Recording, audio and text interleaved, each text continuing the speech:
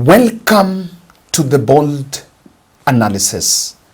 This is the month of August. Thank you very much for supporting our channel. I really don't take it for granted. We're here, we produce podcasts because of you.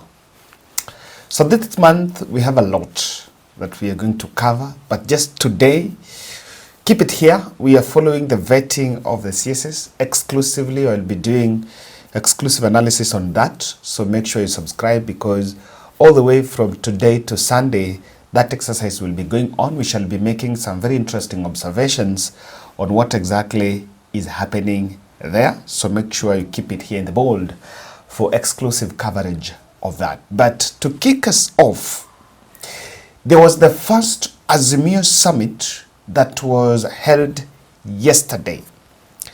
And that Azimio Summit was politically significant because it was the first time that Raila was going to meet the other Azimio principals after he joined government. And there is no other way to say it. That is what happened.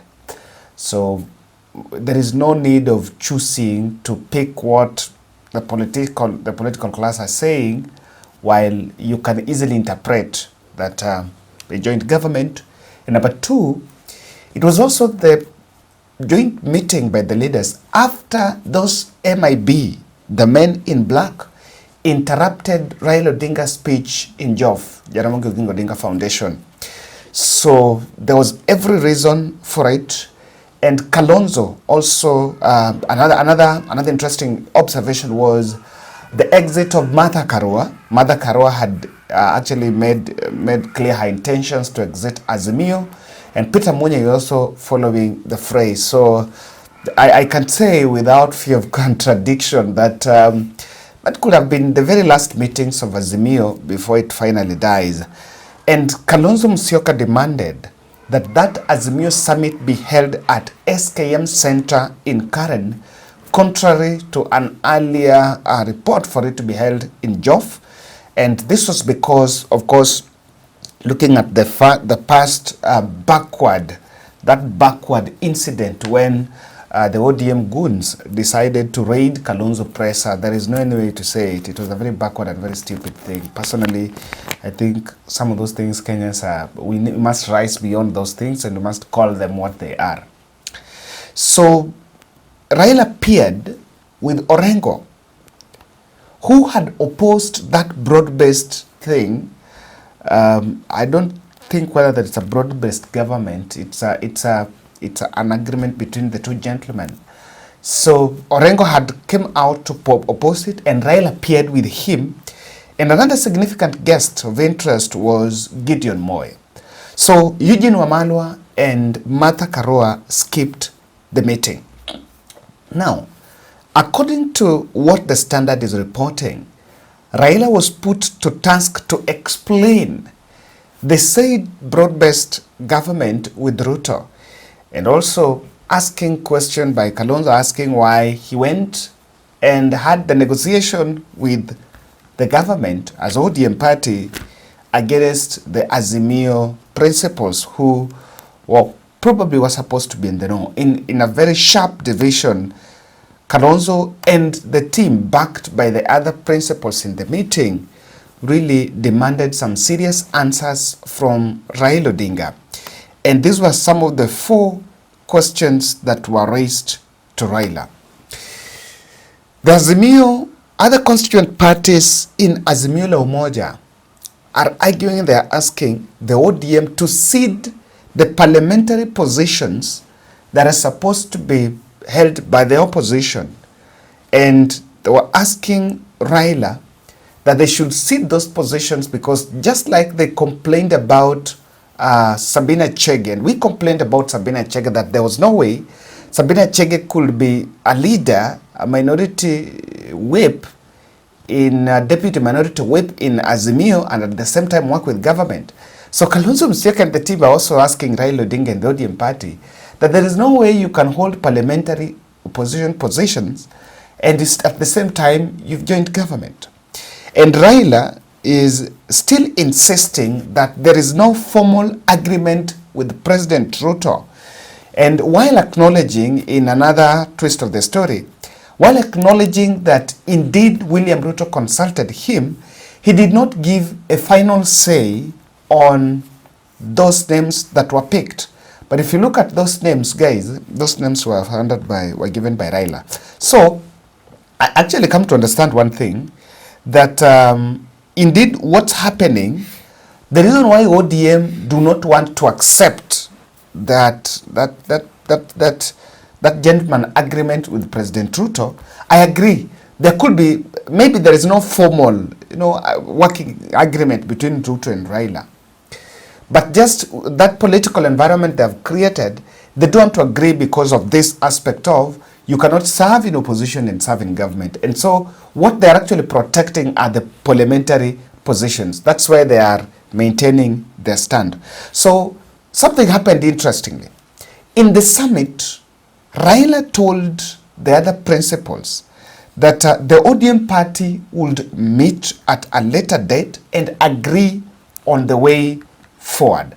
But immediately the summit came to an end on the other side of town in Upper Hill here, Edwin Sifuna was announcing parliamentary leadership changes, and you can listen to that here. As always, we appreciate you coming to cover our press briefings. We have had a meeting of the Central Committee of ODM, and we have a statement that we're going to make on the resolutions that have been passed.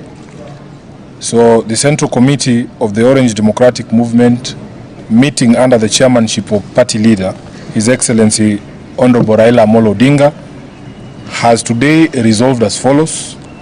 Number one, that the party has officially released its officials who were recently tapped by President William Ruto for national duty as cabinet secretaries. I confirm that I have received the resignations of the Honorable John Mbadi as the national chairperson of ODM, the Honorable Opiyo Wandayi as the Secretary for Political Affairs, His Excellency Wycliffe Ambetsa Oparanya, and Honorable Hassan Ali Joho as Deputy Party Leaders of the party, and lastly, Beatrice Askul Moe, who has resigned today as a member of the party's Elections Committee. Secondly, we reiterate that there is no agreement of any nature between ODM and Kenya Kwanza. ODM therefore remains a member of the Azimio la Umoja One Kenya coalition and will continue to play its role as a member of the opposition alongside other parties to push for accountability, transparency and equity in governance and public affairs. Thirdly, that in the wake of the vacancies occasioned by the nominations of these members to cabinet, the party shall be embarking on wide consultation among its membership in order to fill those vacancies. Four, that as far as the vacancies in the party's parliamentary leadership occasioned by the same nominations, the party will be proposing to the Azimio PG, that's a parliamentary group of Azimio, that the Honorable Junet Mohammed take up the role of minority leader vacated by the Honorable Opiyo Wandayi, that the Honorable Millie Odhiambo take up the role of minority whip, that the Honorable Caleb Amisi take up the role of chair of PSC, left vacant by Honorable Mbadi, and the Honorable Oundo to take up the seat of vice chair of PIC. 5, that ODM remains committed to the idea of a national conversation to discuss the emerging issues that precipitated the ongoing crisis in the country. Lastly, the ODM fully supports the issues raised by Kenyans, and particularly the Gen Z, and notes that they are neither new nor difficult to understand. The issues including, but not limited to, equity, unemployment, runaway corruption, were raised by Azimio last year. They also came up following the election violence of 2007-2008 and found their way into the peace accord as agenda item number 4, but were forgotten as soon as normalcy returned. They have to be dealt with conclusively once and for all in a structured manner within agreed timelines. I thank you, and that is the end of the statement. I have 2 hard copies here, but we will also be supplying you with the soft copy. I will take any questions that you might have. I see there are none, which means we've been clear. Thank you very much. God bless you. So from what you can see, Sifuna, Caleb Amisi took Mbadi's position. And then Millie Odhiambo took Junet Mohammed's position, the minority whip. And then it was Park Wilberforce Owuko was given the vice chairman Park. And then minority leader was given to Junet Mohammed. There was every reason to give to Junet, guys, because if you look at those cabinet slots, they had gone to Siaya, Homa Bay, that was Siaya, Homa Bay, that is Pio Wandayi and Mbadi. And then Migori was crying they have not been given something, Migori and Kisumu. So Migori had to be given that parliamentary slot. And that is what happened then. Of those picks, I think I really take, I wish they would have given it to Millie Odhiambo. Millie Odhiambo has been a very strong parliamentarian. So, yeah. So that is what happening. While Raila was telling the Azimio principles that it's yet the party is going to sit and decide. Now, the second thing, Kalonzo Musyoka also demanded and was asking Raila Odinga to hand over the Azimio stewardship to him, Raila to hand over Azimio stewardship to him over his bid for African Union chairperson and also stand or dalliance with government. So Kalonzo is keen to jumpstart his 2027 campaigns with the Azimio battalion, and this was also getting the backing because I think some 2 weeks ago a section of Azimio were already coming out publicly to declare Kalonzo Musyoka as the leader of the coalition. So I think this is not this is not a bad request from Kalonzo, and this should be given to him because by look of all things, I can tell you Raila is not going to be on ballot. I'm not seeing Raila on ballot. And number 2, I think it's true, and I agree with what some of us were saying. Some of Raila's lieutenants were saying that he has done his best, and maybe it is time that he's making a political exit, or rather he's hanging his boots. So at 80, what will you want to do in the interest of the country? Probably is doing things that would interest him. So if Kalonzo still have the energy and the move to go out and face off with William Ruto in 2027, then he would use Azimio to jumpstart and maybe consolidate a team. But I can tell you that the cabinet picks from the ODM is a big change, and it's also one of the things that are going to split Azimio la Umoja. I'm going to tell you how, because now there are even some people in Azimio, some principals who don't have jobs. They will be moving in these offices trying to ask for tenders here and there. So quite a number. The political topography is actually going to change very fast. So I may not even be shocked seeing Kalonzo Musyoka also joining, maybe indirectly joining government. Now, the opposition caucus, to continue, Kalonzo asking, I was saying that the opposition team will continue aligning with the public goodwill of pushing accountability against the Ruto administration, and will call out even the ODM-picked cabinet secretaries, ODM-aligned cabinet secretaries that are going to join government whenever something goes wrong. It's in the eating. Tunangojea tuone. Mimi nimetoa direction kama party leader kwa Wiper members of parliament, an important member of Azimio. Hawa majina ya watu 4 ikiletwa kwa bunge kwa kupatiwa idhini, wana Wiper pigeni no.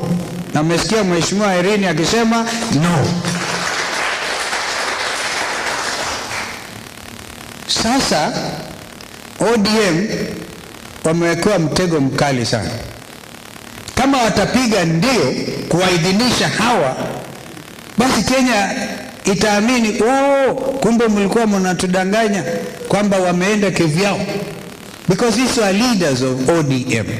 2 deputy leaders, hata minority leader mwenyewe kwa bunge ambaye tulimpa mamlaka hayo.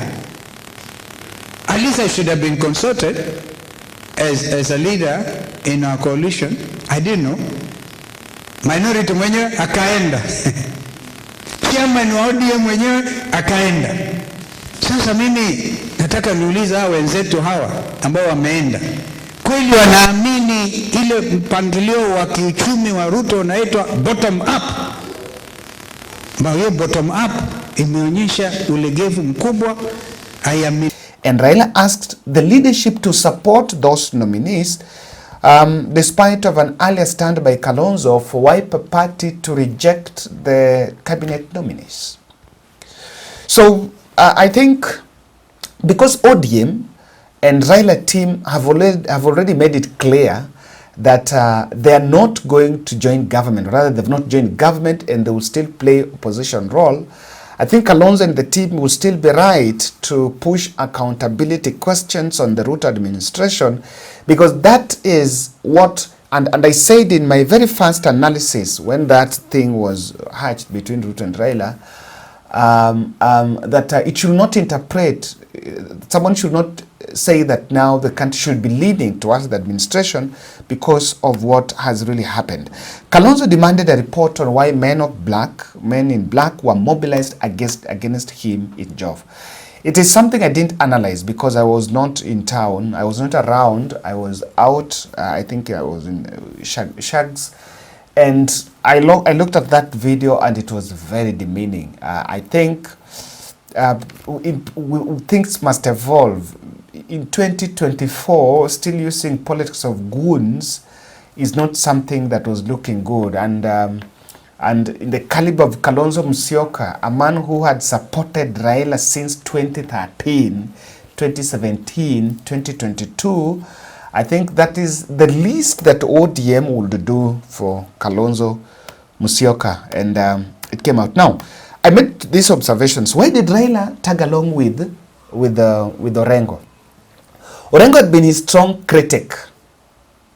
So, maybe by going there with Orengo, Raila also wants to suppress Orengo. And of course, I know that has been achieved. These politicians have a price. Orengo cannot stand the high line. Of course, you don't believe that. But that also, Orengo was supposed to be part of that central management committee that met to pass the resolutions. And number two, he might have also realized that in any case that will not be there, then these people will go after Orengo. Now, something interesting happened. After that meeting, Raila went in Twitter and shared this post saying, "We met today in pursuit of national conversation agenda." By the way, I'm not the one saying. I can challenge you. Can you go and look at the replies? And Raila has really been salimiad. He has really been greeted there. And people have thronged the reply section in that Twitter saying, "We don't want conversation." By the way, I don't know what... sometimes I also don't understand the whole this appetite for this conversation. I don't know what this conversation is all about, because we've had these conversations in the past. Sometimes we say these things and they say it's a repeated narrative, but that's the truth. That we've had these conversations. It's not the first time the country is going to talk, but they've not been yielding any tangible results. So I tend to concur with those who are saying no. And Kalonzo responded. After that, Kalonzo responded just immediately and saying, "No national conversation." Now, something interesting happened here. After this meeting, I think Raila was finding out what should he tell his people.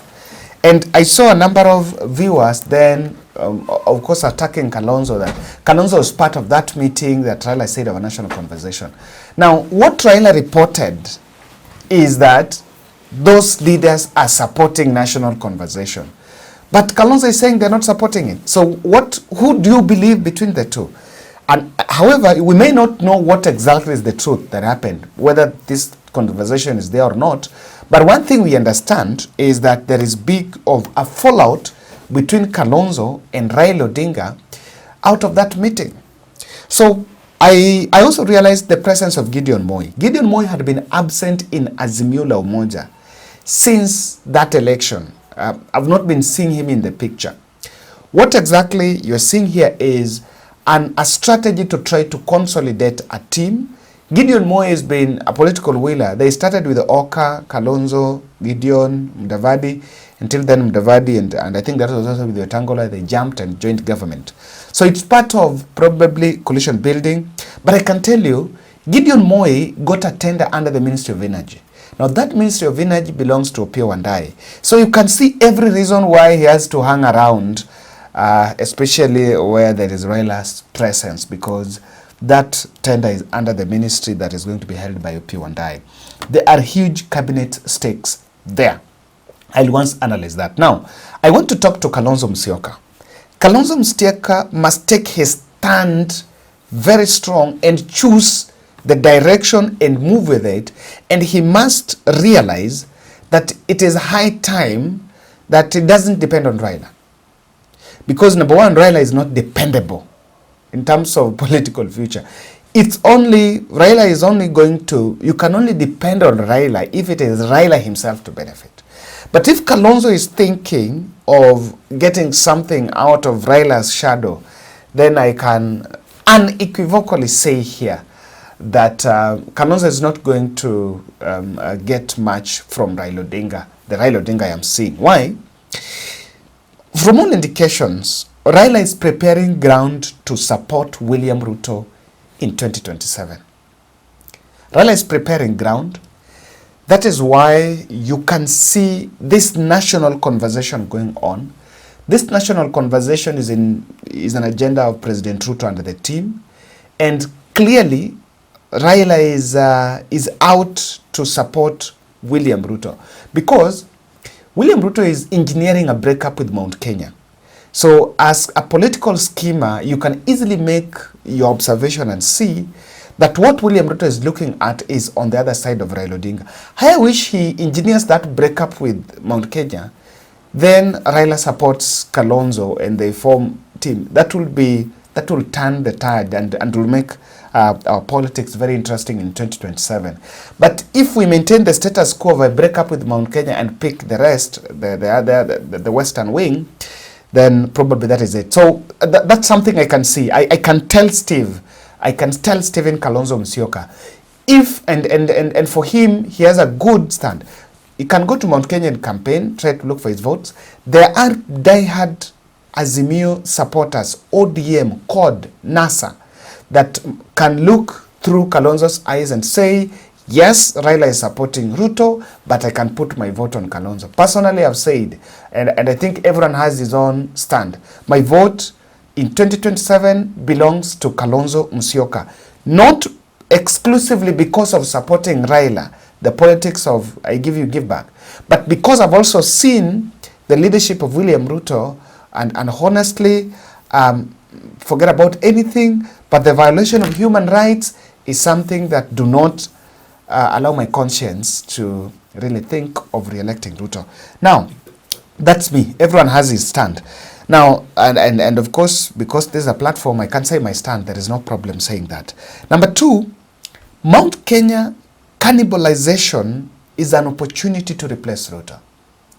The president Kenya Kwanza is cannibalizing Mount Kenya, and they're pushing Mount Kenya to carry all the burdens of Ruto's first 2 years. And I saw some few rallies Kalonzo doing there. He can go and try put himself. Mount Kenya is very receptive. They can embrace. If they embraced William Ruto, they embraced William Ruto, and William Ruto had a breakup with Kalonzo, with Uhuru Kenyatta, but they embraced him. So they can also embrace Kalonzo. So it's also an opportunity to look outside. I know the traditional opposition zones, because Kalonzo, I must tell Kalonzo, the traditional opposition zones are going to be swing areas. Look at what happened in Mombasa. Immediately Joho was appointed, Ruto went there and he was received like a king. The Luo Nyanza that I know, that I really understand, I cannot lie to you that they can vote for Kalonzo fully, looking at the new development, because it's also true that they're getting some cabinet slots for the first time, and we are looking at how things are going to roll. Number three, The national conversation Raila is pushing is a decoy just for referendum to create an us versus them. Kalonzo Musyoka, Raila Odinga is pushing a referendum. In any case a referendum is going to be floated, then they will try to find a situation where you and the rest of the Azimio team are saying no, and then Raila and Kalonzo are saying yes, so that you have an us versus them. With this, it is the journey towards 2027. And lastly, Ruto is employing an elaborate strategy to kill Azimio and isolate Kalonzo. And in fact, without mincing words, Raila is part of the strategy to kill Azimio. So Kalonzo, if you depend on Azimio for 2027, then it might be it's too early. It's still early to think otherwise. Thank you, guys. Let's follow the cabinet vetting and see how that will play out.